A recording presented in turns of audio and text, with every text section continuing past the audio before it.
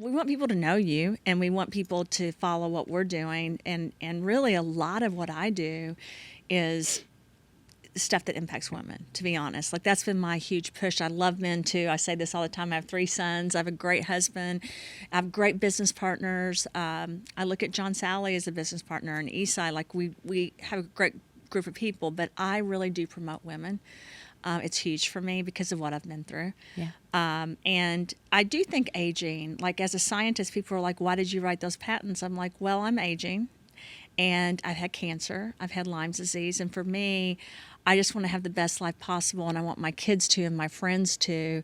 And I don't have this thing where I just want to be the one person that has the secrets. I want to show everyone so that we can have a good life. Not everyone can afford everything. Not everyone can do everything. I can't either, right?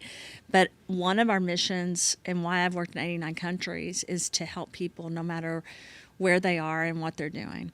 But meeting influencers like you helps that. And I mean that, like, to touch people, you need people that have made an impact in different areas. And a lot of people will say, oh my gosh, you're a scientist and you've done so much. And I'm like, actually, no, I've done one part, but everyone equally, like people that are involved in creative design or marketing or filming or editing, they're equally a part of that. Like, my 2 best friends are creative directors.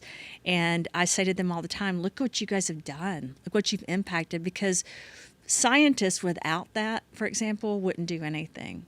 I mean that. We would do something scientifically, but we couldn't get that information out there. Right. But when you connect with like us together, we can do a lot of stuff together. Absolutely. So tell me about you. You've done a lot, by the way. We're going to show your meme. Okay. So we're not going to get out. Do you want to start with the meme, or do you want to go into start that? with whatever you want. I want to hear about you first, Okay. just a little bit. I really am interested in your life and what you've done. I had another interview, and I thought it was you, and I was so excited. And then I realized, oh, no, she's later.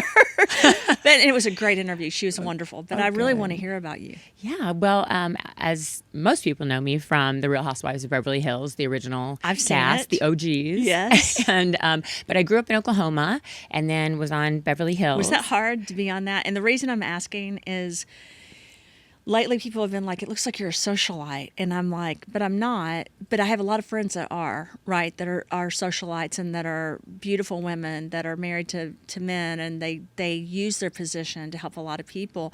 It's hard, I think, to do what you did because people saw your life and not always the best part. Right, absolutely. So tell me about that. I'm really interested in it. Yeah, well, the original 6 of us, the great thing about The Real Housewives of Beverly Hills original cast is none of us had ever done reality before. So it was real, and we were real friends. And there were 6 of us total, and 5 of us were married when we started. We had a divorce in season 1, and then I was going through domestic abuse and had But it didn't show on the show. You know, it ended up showing on the show. But not in the beginning. Right, not in the beginning. But people were getting an inkling of it when the show started airing. Yeah. And we used to get this is how long ago it was, DVDs in advance. Yeah. So we would be able to look at them in advance and do blogging on Bravo.com. So when I started watching the episodes on season 1, I thought, who is that girl? Just seeing myself, I had become just a ghost, a shell of the girl that I used to be, because as you know, unfortunately, in domestic abuse, you are always trying to keep that lid on the pot. Yeah. And so your hair's too long, your hair's too short, your dress is too long, your dress is too short, you laugh too much, you don't laugh enough. You know, you're never going to win, no matter what. And no matter what. I just kept changing who I was just to try to keep the peace in my house. You know, I did the same thing. I have to say this because I don't talk about this a lot. I did the same thing, and I literally look back now, and I'm like, oh my gosh, I feel so sorry for that person. I know. Do you know what I mean? Because I was like afraid to tell my friends or my family, right? And still to this day, it's hard to talk about. So I love the fact that you publicly are helping people with that. Thank you. Well, So you looked at it and thought, this isn't me. I just, and one of my friends called me who I'd known for 20 plus years, and he said, I don't know who that girl is on that show, but it's not you. And he's like, where is your laughter and your sarcasm and the personality I've known forever? And I had just become literally like a shell of myself. And it was so hard to watch, but also even in season 1, people started saying, I think something's up with their marriage, just seeing us together. Yeah. And I also was seeing the other girls with their husbands and seeing on camera, on film, the difference between even the physical dynamics of our interaction and his watching me. And I was able to see it on TV. So it was even more obvious. And then I went on Wendy Williams' show, season 1, and she said, he abuses you, doesn't he? And I was like, no, because what am I? I'm not going to say yes, right? And put myself in even more danger. He would threaten to kill me all the time. Yeah. And so then in season 2, and then people think that's wrong with you. Something must be wrong with you. I mean, I just remember feeling all this, that something must be wrong with me if I even say anything negative, about my ex-husband. Well, and you take your friends and your family on this roller coaster because I'm leaving, I'm crying, he abuses me, and then they see me with him at a charity event holding his hand. Right. And then they're like, wait a minute, I thought you were leaving, and how can you be holding the hand of this guy who's doing all these things to you? But they don't understand that you have to put on a happy face. Well, it's not just that. You want to love that person, and you want the good things to come back, and you want to forget the bad things. And I think you honestly start living a life where you even doubt yourself. Like, is it really happening? Like, what? And I just said this to Isai when we were doing the podcast. I said, I watched a show about a prisoner that actually beat his wife so bad that she lost their baby, and the baby came early. But I saw a human in him. He was sorry, and I think that's what people need to understand. When there's abuse going on, that person still has good things about them. They still can have people like them, right? And those things make people not believe that maybe that's happening. And so to be in your position, it had to be really hard, especially on television. It definitely was, and you're so right. And a lot of abusers, I do a lot of public speaking on the topic, and I visited shelters all over the country, and I listen to other women's stories, and unfortunately, there's a similarity through all of them, which is it escalates. It always escalates. And so once it starts, I just try to say, here are the red flags. I love speaking at universities because I feel like that's the first opportunity when you're away from your family and there's no one there watching, Right. And so I want to point out really the red flags, jealousy, control, and how those things start to escalate. And it always does. I've never had anyone say to me, all of a sudden it just stopped. No. Unfortunately, that's just not going to happen. I have had friends that have gone through it, which is what my hope was, to go through it and it change, right? Because there are people, it's very rare, but you can make changes. But it's so interesting you say that. I've never thought about that. It never happened at my home when I lived with my parents because they were there. Right. So that never happened. You're right. But I did go into a series of relationships, if I'm honest. And then when I met Clayton, I'm like, wait a minute, this is so different. He actually wants to make me happy. He doesn't hurt me. He's not doing things to hurt my life. And it was so different that I had a hard time accepting it, to be honest. Absolutely. And you just get so used to. In my book, and this is a sad quote, I actually say in some ways so he committed suicide. I found him hanging. I'm so sorry. I didn't know that. Yeah. So in season 2, it's terrible that my life is in seasons, but in season 2 of Housewives, he fractured my orbital floor. And so I had to have reconstructive surgery. So I have a titanium implant holding up my right eye. And thank God for the surgeons. They were amazing.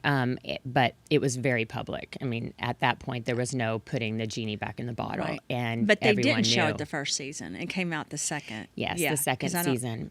So as I had to have the orbital reconstructive surgery, we were still filming at the time. And then we filmed the finale after that. And of course, I put a ton of makeup on and to cover up the bruising and everything. But it was out at that point. And it was such public knowledge, and the DA was going to press charges regardless if I found the courage to do that or not, because it was such a public case. Yeah. And so after that... Would you have hidden that, do you think, if it wasn't public? Do you know? Have you ever thought about that? Does that make sense? I think the big turning point for me, as to your point earlier, you say, am I being abused? Because he would say things to me like, you live in this huge house, you can spend whatever you want, you have this, you have nannies, you have this, and how can you say you're abused, you know? And then that was another thing when it all came out, a lot of the viewers and people would think, wait a minute, she lives in Beverly Hills. People in Beverly Hills aren't getting abused. It was just hard for people to wrap their head around. And they don't feel sorry for you because they're like, look where she lives. Right. Not that you wanted anyone to feel sorry for you, but you wanted people to believe you. Absolutely. Because that's one thing that really was hard. And now a lot of women are afraid to say it's true because they don't want to not be believed either. And because abusers can be so charismatic and they typically have big personalities and they're very narcissistic. Oh, yeah. It They're good makes looking. it hard for... Right, exactly. But you know what? I want to say this because I want to bring this up. Men have a hard time admitting that other men are doing it too because they don't want to think that they've done something wrong. And most men haven't. Like, I just want to say this. A lot of men never do anything like that. They are great people.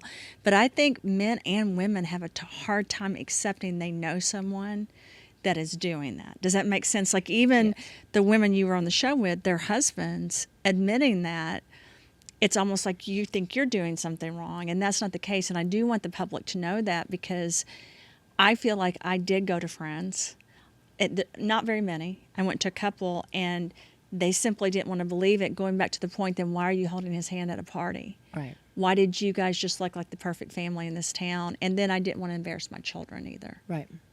I think for me, with the children point, I had a little girl with him, and at the time when I had the reconstructive surgery, she was 5, and I always felt that I thought that we had an amazing live-in nanny, and she would take my daughter Kennedy. Did she know? She knew, and she would take my daughter Kennedy away whenever she could see that tension was about to break out, and so was she still nice to him? Because I had a nanny and up here too. That's why I'm asking the questions. This is more personal. No, I did she. Was she mad at him, the nanny, or did she? She just pretty much stayed clear of him. Yeah, she was an older woman, and I think she just wanted to protect my daughter. She was like a grandma to my daughter, but I know that she certainly didn't want to leave because she wanted to be able to keep an eye on things that were going on. But I really was under the impression that Kennedy didn't know what was going on, just because Sylvia, my nanny, was so good about taking her out of the situation. But she did probably, didn't she? Well, she did, and Kennedy used to do some funny things, like if he and I were talking, just like you and I are, about maybe dinner at 7, talking about plans. She would come and stand in between the two of us. And I didn't really recognize that until later, that perhaps she was doing that as a protective mechanism for me. But after, so I had the reconstructive surgery, and I filed for divorce, asked him to move out. Mm-hmm. And were you upset about that? Was I upset? Was that hard? Well, I'll tell you a really horrible, sad thing is when I was finished my reconstructive surgery, I was just coming off the morphine, and my mom and my best friend were sitting in the room with me, and he walked in, my abuser, and with flowers. And that doesn't surprise me at all. In that moment, I actually wanted him to crawl in bed with me. I understand. And lay with me. I understand completely. Yeah. That's what I would have thought too. You just wanted him to comfort you. Yeah. Even though I was recovering from what he had done to me. Still. Yeah, and I understand. Most people wouldn't, but I do, because I was the same way. It's just awful. And I looked over at my my mom and my best friend, and I thought, if I can't do this, I can't leave for me. I have to leave for them. Yeah. And so that was the moment when I just thought, no matter what, I have to go. And was that a final moment? Because for me, it took me forever, even though I had that moment where I'm like, I have to leave. My kids actually sat me down, my 3 sons, and told me, the 2 older ones said they were going to take the 2 younger ones unless I left. So that's really what the point was for me. I mean, I had no option. I was going to lose my kids because they couldn't see it happen anymore, and it was happening to them too. And the only people that really know that is us, right? They sat me down at the kitchen table. They asked me for a meeting, and they just said, this is it. You're going to end up dead, and this is what we're demanding. But even then, just so you know, for me, it was hard. Yeah.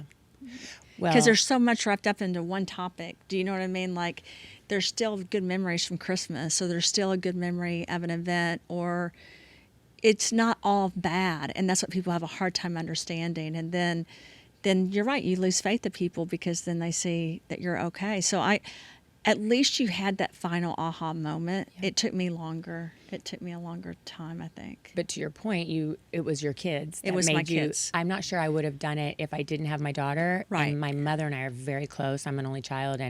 And looking at my mother and my best friend, and then knowing they were wheeling me downstairs to see my daughter. Yeah. And she's sitting on my lap in the wheelchair, and I'm just thinking, if I can't do this for me, I have to do this for them. Yeah. And so, to your point, I know that, but hearing it from your kids was the final. Yeah, but I've thought about this before, and I don't ever want my kids to watch this and feel guilty. I'm not sure I would have stayed if it weren't for the kids. Does that make sense? Like if you 100%. asked me if I had been at my home with my parents, at some point I would have left. But because I had kids, it kept dragging. And I don't blame them. It's not them. They're the reason I left. But I think it's such a conundrum and it's such a double-edged sword. It's so hard for people to understand. But I'll say this. There's not a female that likes to be hit. There's not someone that wants their jaw broken or to have bruises all over their body. And if anyone thinks there is, they're wrong. Yeah. But it takes a strong person to leave. It really does. And it doesn't matter how much money you have. And that's a complete misunderstanding to think that you have a lot of money, so it's easier to leave. That's not true at all. Well, and as you know, financial control is such a huge component in domestic abuse. Huge. And that was a big part for me. So I had a knight in shining armor experience, I thought, with him from the beginning. I had a business, and a textile business in downtown LA, and he said, I don't want you to have to go down there anymore. I don't want you to work. Let's just sell your business. You should stay at home, and I'll take care of you. And all that felt really good in the beginning. And, and then you should have a baby. You have so much love to give. And so now I have a baby. And so now he has financial control over me, and and it didn't happen all at once, and that's what I really want the audience to know. It's definitely a slow burn. Yeah. I mean, when I speak, I say if you put a frog in a pot of lukewarm water, the frog will swim around and it'll be happy. And then you turn it up a little bit, the fire up a little bit, and the frog's in a jacuzzi and it's kind of hanging out. I'm so interested. You said that. This is so interesting. Last night, I was running a bath, and I like really hot water. But I can't get in when it's that hot, right? So Clay was like touched it. He goes, how can anyone get in? I go, I don't do it that way. I get in first, and it's hot, and then I make it hotter. And I said, it's the same with any bad or good situation. And he goes, what do you mean? I go, you get used to whatever environment you're in, and that sparked a conversation, which is very similar to this one, actually. Yes, and so that's a great analogy that you use, by the way. So then the frogs, it's just a little hotter. The frog's in a jacuzzi, still swimming around, and then pretty soon you keep turning up the fire, and the frog is dead. Yeah. Yeah. Because the water's boiling. Yeah. And that's the same with domestic abuse. He made it sound so romantic in the beginning that he wanted to take care of me.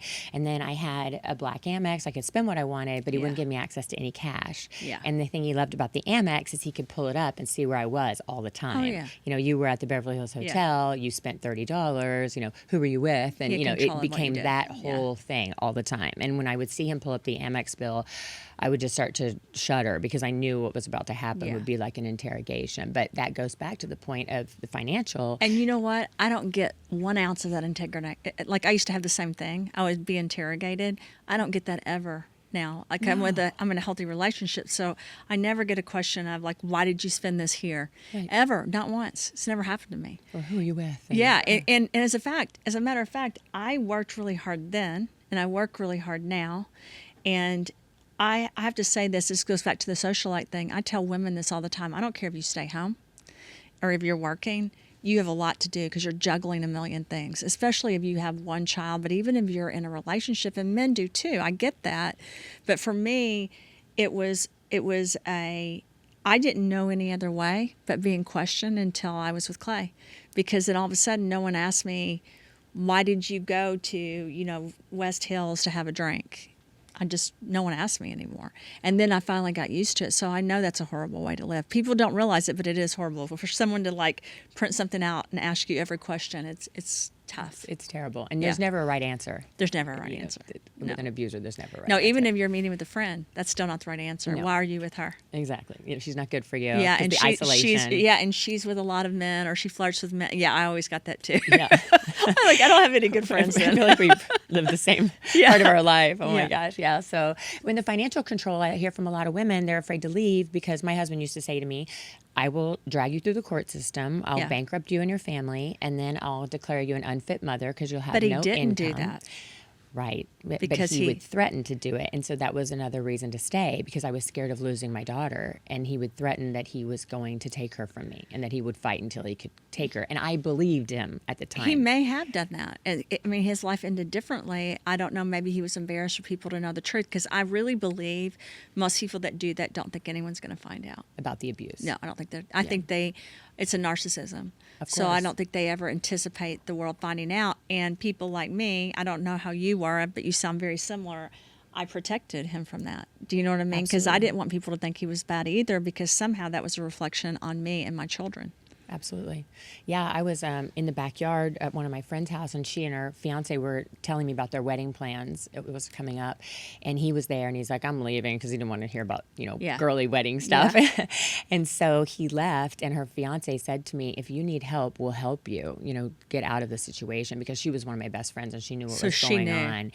And all of a sudden, Russell, my abuser, came flying out of the bushes. He had been hiding in the bushes listening to us, and he grabbed me and threw me in the pool, and then he grabbed her fiance and knocked all of his teeth out and beat him like just bloody, and then he jumped back in the pool and tried to drown me, and so he was very violent. And that goes back to our discussion about our children. Is one of my biggest fears in leaving not only was thinking about sharing custody with this maniac and thinking about my little girl going over and being with him, although he had never done anything to her. You just never know. He just had such a quick temper. And in the end, he was bipolar. I wish I could have seen that more. But when you're in it, it just seems like you're just in chaos. But let me make you feel better about this, because I don't know if you know this. My master's and my first doctorate degree are psychology. So in different areas of studying psychology and counseling, I've dealt with a lot, and I used to see patients and everything else. And so because someone's bipolar, though, doesn't make them abusive. So I'll use another example. Just because someone is a drug addict, they may be abusive because they're a drug addict, or that they're bipolar, but that's not the reason. There's something inside of them that's making them that way, along with that disorder. Does that make sense? Because there's a lot of people, for example, football players that played in the NFL or NBA that have had a lot of concussions, but that doesn't mean they have their temper. It reacts differently because of the concussions, but that doesn't mean they hit their wives. Absolutely. And that's where I had to kind of give myself a break, because I would make excuses. Mm-hmm. The NFL, I would make excuses, same thing, bipolar, make excuses for drugs, right? And then finally, I'm making all these excuses, but I know better. Like, I also know that this is a problem. And so here's the thing, the first time that happens, if that individual really cares, then they get help and they make changes. But the problem is, the more it does happen, the more they accept that they're doing it. And then they make excuses, and it's okay. And then the spouse believes it, right? So I, for example, still have guilt that I'm like, what if I would have handled it the first time differently? But then I had to forgive myself and say, you did the best you could at the moment, Absolutely. Yeah, when you're in it, it's hard to envision how, I would question myself, to your point, because he would tell me all the time that I had this great life, and I would think, okay, and you did in some aspects, right? Exactly. Yeah. And he would just convince me of that, and then I would start questioning myself, am I being abused? And I think that's why when I had to have the reconstructive surgery, I finally saw radiographic evidence that he fractured my orbital floor. Yeah. And it was like, at that point, I couldn't question myself anymore. I mean, abusers are very creative. He knew what he was doing. He had 2 years of court-ordered anger management before me, with his previous wife. Did you know that when you married him? I did not know that, and of course he told me his exes are crazy, and of course he's the common denominator. We later find out. Yeah. But he would just, going back to the interrogation, but he would interrogate me for so long, and it would almost be where I would start to question myself whether I was wrong with my answer, because he would just beat me to death mentally and emotionally abuse me for so long. I mean, he would shut me in the bathroom and just scream at me for hours. And I remember once we were in Miami, and he said, you have scars all over your back from having sex at the Beverly Hills Hotel. And I'm like, you're like, what? I was like, what are you talking? And also, are there certain scars that the Beverly Hills Hotel gives you? And I'm like, I had never even had sex with anyone at the Beverly Hills Hotel. Yeah. I lived in Beverly Hills. So I'm like, why would I? Anyway, so he's telling me this over and over, and it went on for so long and so many hours that eventually I was sitting on the bathroom counter looking at my own back in the mirror to try to figure out if there's scars somewhere that I didn't know about. And there's not a single scar on my back. And so, but he went on and on for so long that finally I started questioning myself, thinking maybe there are scars and I just don't know it. And he would do that to me all the time, where he would start convincing me or making me question myself, which is a horrible horrible thing to do. And I try to encourage women too with the financial stuff. I didn't mean to jump around, but that there are so many services that I've learned about over the years that are available, legal services and ways that even the playing field, if you decide to leave and you have children and you're worried about custody, there's so many amazing services that will help people get through those. There are, but I have to say this to other women, and I hope women watch this. You need to help your friends if you think that it's happening. 100%. It's okay if someone lives with you for a while, or if you help their children for a while. Like, some of the things that have happened in this world have been negative, where we just don't help other people, right? Because we're only worried about our own lives. And I do think COVID changed some of that. Like, more people came back home, more people started helping other people, and I hope that continues, because I didn't feel like I had help. That was one of my things. Right. And we were in I wasn't a LA housewife, but we were in a pretty strong, like, social group, right? And so it was not acceptable for me to say anything. It just would not have fit into that dialogue. And I'm so glad I'm not in that group anymore. Like, I have this great group of friends right now that if I ever went to them, for example, they would be like, Christina, we've got you. And that's why it's so important to create the right friendships. And I'm sure yours tried to help too. They did, but also people are scared to get involved. They are scared. And I think they would be scared also just to have me staying in their home. Yeah. Because of like what happened in my friend's backyard. He was crazy. I mean, he would have come no matter where I was staying. Did they know that on the show, do you think, the people that were on the show? Yeah, they were my real friends. So that because you said that in the beginning, those were your friends. Yeah, Adrienne Malouf and I were in Mommy and Me with our babies way before Housewives. So we raised our kids together.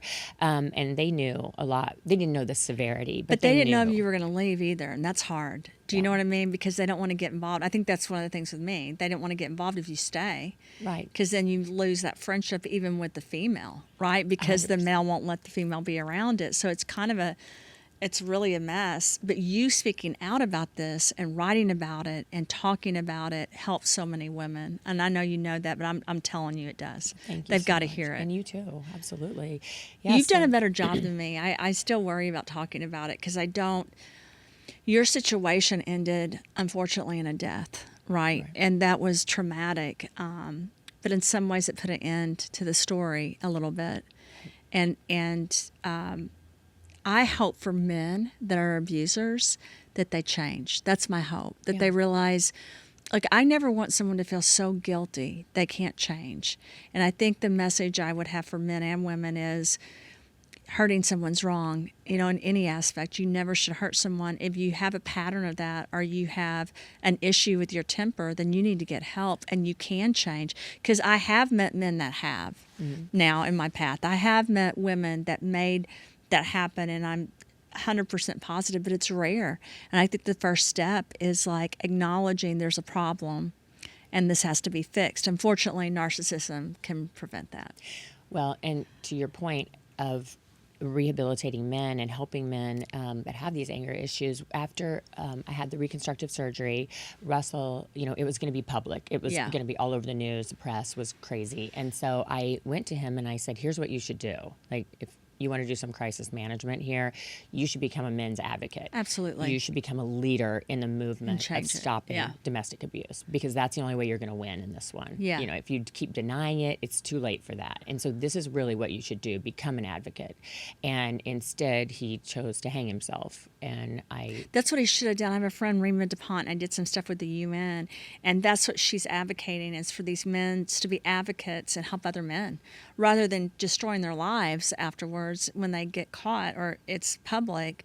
Then let's change the scenario. Absolutely. Right? And with these public cases that have happened in the NFL and other sports figures, I feel like they should be the ones really that are speaking out and helping young men understand that anger can be controlled, and that there's just it's never okay to hurt another person. And these strong athletes would be the best to be leading the pack on that. They would be. I think you're going to see some of it, and I hope that our interview and what we're doing helps with that, because we all make mistakes, right? But changing those makes us a better person and really creates the legacy of who we are. If you look at Gandhi, for example, who I really have always studied, I've always followed, he abused his wife. If you read his writings, and he completely turned away from it. and he made a public statement that it was wrong. But in their culture at the time, it was different. It's like, it's like even our culture back 100 years ago. It was different. And he made an active decision and actively spoke about it. And I have so much respect for him because he did that, and he's actually a person we all follow for peace, Absolutely. right? But he admitted he had a weakness with that. And I'm gonna read about that. Yeah. That's And really I've always respected that, and I think that's what we need to create. But you and I can't create that. That's got to be, we can share the mission and hope we make changes to the world. And I just want to tell you thank you for doing that. Well, thank you. I feel, unfortunately with suicide, when abuse has been happening, murder-suicide is statistically common. And the fact that my life was spared, he used to threaten to kill me all the time, and he left me here and my daughter here. Yeah. And so I feel that if that's why I was left here, is to spread the message and to tell my story and talk about it. And if it helps one person, then it's worth it.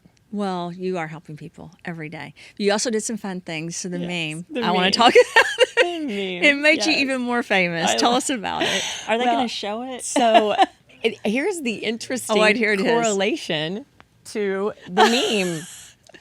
So this moment right here in the episode, this is a Beverly Hills moment. Yeah. And in the episode prior, I was hiding my abuse from the cameras. And that's when I wrote Hiding from Reality was my book. Hiding from my reality. And so in the episode prior, Camille Grammer on my show, on our show, she said, "We don't say he hit you. We don't say he broke your jaw at the Super Bowl." And we're all sitting at Lisa Vanderpump's house, and I'm looking at my field producer across the way, and I'm just like in shock because I'm like, well, now you did. You just said it, yeah. So now I know it's going to be on national television, and you can't put the genie back in the bottle, as I've said, with reality TV. Now it's going to happen. Yeah. And I remember staring at my field producer and just thinking, okay, something in my life is about to change. Oh, yeah. And it could be he could kill me, I could get a divorce, or things could get better. And in some unconscious way, I've looked back on this, and I think that I believed that the cameras would provide me protection when I went on Housewives. I can see people that. used to ask me, I can see that. why would you go on Housewives if you were being abused? And that's because abusers can be great, like we talked about. And they don't show it publicly. They don't show it in public. So now if I have the cameras around, then maybe he's going to be good all the time. Yeah. Right? And so that was a kind of a glimmer of hope there. I do understand that because I used to go places because of that, but I would dread going home alone. Do you know what I mean? Absolutely. 100%. And I have to say this too. So I've been to Lebanon. I've been to Syria. I was in Lebanon, in Beirut, when they were bombed by Syria. I've traveled all over the world, 89 countries. And if you ask me why and how, and I've said this all the time, if I hadn't have gone through what I went through, I didn't have a fear of death because it was better, in my opinion, sometimes than what I was living. Right. And I never said that out loud, but inside I knew that. Like, I'm not scared of walking into a war zone as a, 40-year-old woman. Why not? Because it was safer than going home. And it's funny, my husband, Clayton, caught it. He said, I bet you didn't care because you were going through so much at home. And I said, yeah, I didn't care. I mean, I thought if I die, because he threatened to kill me every day too. So my whole thing is, okay, so I walk into a war zone. Right. So I was kidnapped. I went into a war zone. I mean, I did a ton of stuff at a young age, and I never would have, I think, if I hadn't have been scared. So I try to, draw. Now, if you ask me, do I want to do that now? No, because I don't want to die. Do you know what I mean? I would prefer not to go into a war zone now. But I think I try to look at it as what good happened during that period, what maybe was positive, because there's so much negative. You try to draw out the positive, like you have a daughter. You know what I mean? I have kids. I mean, I have a good life. I'm happy. And I think that's my message to people when they talk to me. I hate people feeling sorry for me. I don't want them to. Absolutely. Yeah. Yeah. Well, and we found courage within that we didn't know that we have. And once you find that, you're able to draw on that courage going forward when other difficult times come up. You realize I'm stronger than I thought I was. Well, I bet you like the cameras. And honestly, because nothing should happen on camera that he would be embarrassed about, right? But I also think that subconsciously somewhere, and this is me speaking as a psychologist, you probably thought maybe this will come out and I'll be saved from this. Yeah. I mean, I think that your subconscious, that because if it didn't stop, that was kind of your lifeline that people would find out. Yep. I've thought about that absolutely too. Are you still friends with people on the show? Oh, yeah. Let's go back yeah. to the, let's go back to the meme. So the meme, the pointing that I'm You doing didn't finish it. is the next episode after the abuse gets outed. And so what I'm saying is, when I'm pointing, I'm saying, you have no idea what you've done to me. Like, he could kill me. Like, you have no idea what you've done to me. And that's why the pointing is happening. So I have just turned, the one thing I love about the meme, people ask me if it upsets me, and it doesn't. I think they're hysterical because there's so many. But it's been a good side of it is that it gives me an opportunity to talk about domestic abuse more. Yeah. And so I just launched the meme into the crypto world. So I have a meme token in crypto now. Oh, you do? Yes, it's That's called awesome. WYAC. I have to go get one. Yeah, WYAC, woman yelling at cat. And but it's given me a whole new audience in the crypto community to be able to talk to people about domestic violence and why that actually existed in that moment. Yeah. So it's a great, I wanted to hear the story, so it's great to hear it. It is so silly, but no, people are very creative. It's actually a story that can help people. Yeah, it's been going on since 2019. So we launched the meme coin, WYAC, at the 5-year mark. So they just keep coming. I don't know. People are so creative. Will you guys do another show or no? Another Housewives? Yeah. No, I actually went on Orange County a couple of years ago. I thought the you last were, season. Yeah. Which I was the first person to ever switch cities. Beyond 2 cities. So that was fun. Yeah. But now I'm working a lot more on empowerment side. I have a new show myself, like yours. Good. Just getting started. It's called The Naked Truth, which is about really just stripping down and telling your naked truth and being exactly who you are and being raw and real. And it's definitely a fun lifestyle show. We do cooking segments and talk about relationships and parenting and boundaries and just we have a good time. It's a lot of laughs. How does LA respond to all of this? LA? So LA's different, right? Then just like Nashville's different, every city's different. How did the city respond, like Beverly Hills and this whole area, to you speaking the truth about everything? Were you supported? Absolutely. I think I was supported, and I hate to say this, because he was gone, because he was dead. People felt like they could be free to support me and speak out on my behalf because they weren't afraid. Did his family support it? His mother did come to one of my book signings, and she said, your book really helped me understand a lot. So she knew he was doing that? She knew that he had some anger management problems in the past. I'm sure she didn't want to think he did what he did. No. Yeah. And she had some mental health issues also. Yeah. So, but she was very supportive when she came to my book signing and, of course, very remorseful. Do you ever have good thoughts about him? So I'm asking for a reason, and I apologize. I'm asking. No, it's good. It's. I have to say, I tell Clayton I still love my ex as a person, and I feel. I know this sounds interesting, but I can think of him as a child, and what hurt him or what happened to make things happen. And I don't think his parents ever did anything negative, but it just, for me, because I don't understand. I still don't. You know, no matter how much training I've gone through, no matter what my education, no matter where I've gone, it's so hard to accept that part. But there was another side of me that knew he loved me. I know that sounds so odd to say. It doesn't. And I want people to hear this. Yes. Because I think there's so many people that are like, but I love him. I understand you love him, but you can't be hit. Do you know what I mean? Absolutely. No, and I was always hoping it was going to turn around, and I loved him too in the way I thought was love at the time. It's hard for other people. We understand, but for people to think, how could you love someone that's not love. Horrible for you? Right. That's not love. But I even know that you did because you said, this is what I think you should do. When you told him, because you're hoping he gets better, right? And you're hoping somehow you can salvage that, because I think women inherently, and men, I think people want to forgive. You know, I really do. But sometimes things are not, you don't have to hate someone, but it's not healthy. Like for me, my holding point was always, but I want him to love me enough not to do it. What if he loves someone else enough not to do it? Do you know what I mean? Yeah. And now I realize that was really unhealthy. But at that point when you're going through it, you are unhealthy. Exactly. I mean, you're in it. It's so hard for people to understand. But you were asking about if I have fond memories of him. And I want to get your opinion as a psychologist on this. So my psychiatrist at the time, Dr. Charlie Sophie, who I credit with saving my life, actually, he was so amazing through all of this. And he said to me, be sure you continue to mention him around Kennedy, my daughter. Yeah. And he said, because you don't want her to think people just disappear after the suicide. Absolutely.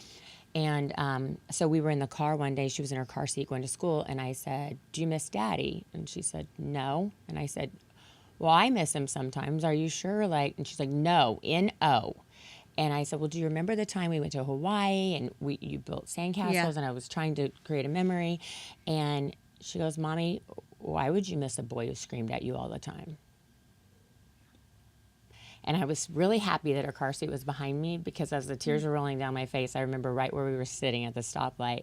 And I thought, oh my God, she knew. She knew. And she's been raised by a woman that will make sure that doesn't happen to her by letting her know it's not okay. That's absolutely right. Although I don't blame my mother at all or my father for what happened to me. I think it was a series of events. And that's what I think your story helping women understand. I don't care how much money you have or how successful you are, because let's be honest, most women out there would love to be on a reality television show where your life is highlighted and you're famous, because you are, but if you have all of that but you're sad and you're not helping people, it means nothing. You know what I mean? And so you being that influence to show people you can have everything and still have something bad that's happening, and you've got to change it, because now you have this great life and it's about your future and how you're impacting people, and not just a sad story, because you're doing something positive with it. And that's important. I think it's very important for people to see there's life after. But I do understand your psychiatrist saying that. You asked me my opinion. Absolutely. Because even, just so you know, even with like a divorce, if the person's still there, as long as your kids are not impacted and they have a healthy example, that's what's the most important. Does that make sense? So really, with my children, like, I want them to be happy. I want them to be close if they're not hurt by that person, right? But if they're being hurt in any way, then that's not okay. And I would argue that someone that's physically abusive all the time or mentally and emotionally abusive is probably not healthy for a child or any human, right? Of course. Yeah. Yes. But hopefully your daughter doesn't remember a lot of that. Yeah. She's very strong. How old is she now? 18. Oh, that's the same age as my daughter. Yeah. They're strong. Yeah, they are. But I love your meme. Thank you so much. You'll have to send us information that you want us to highlight on how to get in touch with you. We'll send you products so you can try them.